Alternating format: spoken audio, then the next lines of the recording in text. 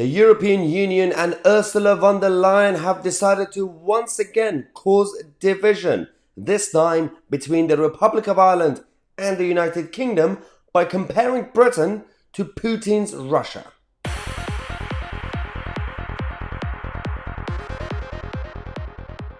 Hello everybody, welcome back to the show. So, what is going on exactly inside the European Union? Because they can't handle their own affairs, they always want to shift the blame. They always want to create a new boogeyman so that they could pretend to have unity across their continent, to pretend that they still have a purpose to exist. In reality, this is essentially the agenda is Star Trek on steroids. All they want to do is not just rule the European continent, but they want to have the one president of the world. And the best way to do it is to bring down the current stable system that we have by causing division and destroying nationhood and, of course, the national identities. Now, this one, the European Union sent their president of the Commission, Ursula von der Leyen, to the Republic of Ireland. And they had some good chit-chat, and she was invited to all these dinners and all these speeches and go to the parliament and everything else. And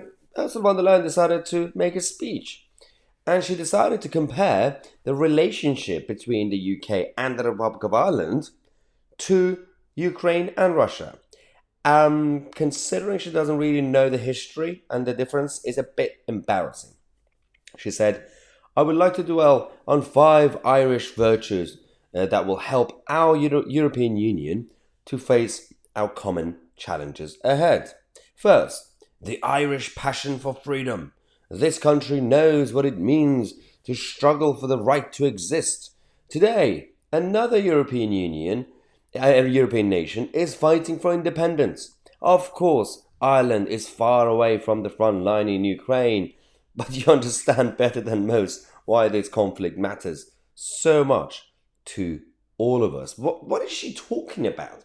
The relationship, the historic relationship between the Irish and the English, generally speaking, as one thing, and the more recent history since the 20th century, are you really comparing that to what's been going on since the 90s between Ukraine and Russia? Are you absolutely kidding me? Now, of course, everyone's kicking off. We know why she's doing that. One of them is Jacob Rees-Mogg. Jacob Rees-Mogg came out to say, well, it is an extraordinary thing for Ursula von der Leyen to say. Undiplomatic, unwise, and wrong. It shows that she is not entirely aware of the historic circumstances. Even David Jones came out to say that it would be easy to laugh off von der Leyen's statement as just another EU presidential faux pas, but in the finest traditions of Jean-Claude Juncker. I mean, we've had that situation with Juncker so many times, but he says, however, this is a much more serious gaffe.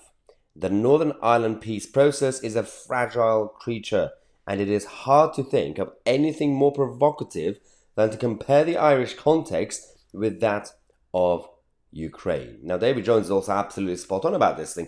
The European Union pretend to care about the Northern Ireland Protocol and the peace process and the Good Friday Agreement and this and that, and in reality, they don't care. They've been using Ireland since 2016, the moment the UK voted to leave the European Union, and they think we're idiots. We're not idiots. I mean, our political class are idiots, absolutely. The people in charge are idiots, but not the people of this country, and not the people in Ireland either. This is the difference between people who really want freedom and those in the European Union who talk about unity and the family of Europeans. You don't really want freedom, do you? You want control. You want total control. Let me know your thoughts in the comment section. We're going to take a quick break. We'll come back in half an hour. I'm Tousi, and we are the media.